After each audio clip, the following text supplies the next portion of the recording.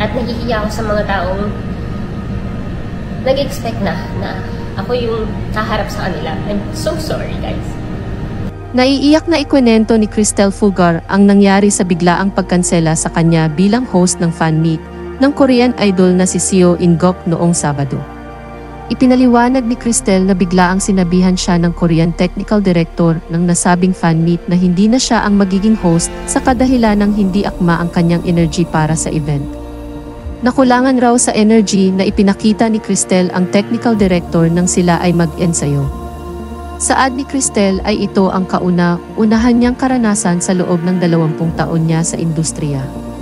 Pamungad ni Cristel, unfortunately, hindi na ako ang mag-host ng event. First time ko maka-experience ng ganitong senaryo sa 20 years ko sa industriya ng entertainment. Andito na ako 7 p.m., nag-rehearse and then eventually sinabihan ako ng direktor na hindi na raw ako ang mag-host. Sa puntong ito ay parang hindi makapaniwala si Cristel sa nangyayari. Dagdag pa niya ay matagal niya itong pinaghandaan at wala siyang ibang tinanggap na trabaho dahil para sa event at dahil sa matagal na panahon na siyang fan ni Seo In-guk. Alam niya rin daw na hindi siya sobrang eksperto sa pag-host pero alam niya na kaya niyang makakonect sa mga kapwa niya fans ng Korean idol at ito ang pinakagusto niyang gawin.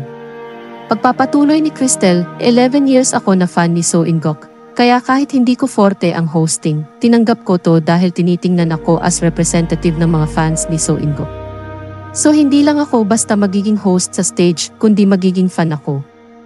Dagdag pa niya ay dahil sa rehearsal pa lamang iyon, ay hindi siya sanay na ibigay ang kanyang 100% na energy. Kung nakulangan man ang technical director sa energy ay sinabi niya umano na gagawin niya ang kanyang makakaya. Inasahan niya raw na babalik siya muli sa stage, ngunit ay hindi na siya pinagbigyan at naghanap na ng papalit sa kanya.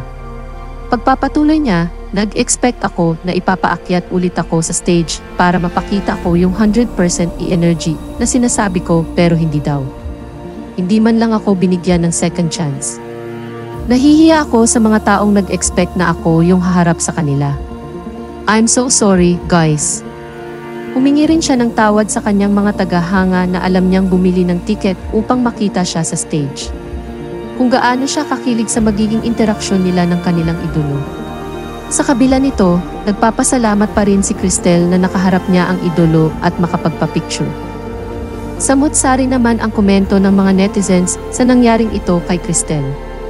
Ani ng ilang netizens, I know it's not alright, pero we know you deserve so much better. I'm not a fan of Seo In-guk, but I always watch your vlog and I know you're a good person. Maybe this is not your time to host Seo In-guk event. Maybe there's more. Just believe in yourself. A contract should have been made. They should not agree with you being the host without seeing your capabilities first, diba? But nagpa-audition ba sila? As a host myself, I do understand that sometimes we have not go all out in the rehearsal yet, and that brings out gulat factor when the real show begins. Anyways, I am happy still for your Seo In-guk interaction. Hoping that you will host the next Seo In-guk event in the Philippines. Huwag ka madadala with what happened as we are all rooting for you.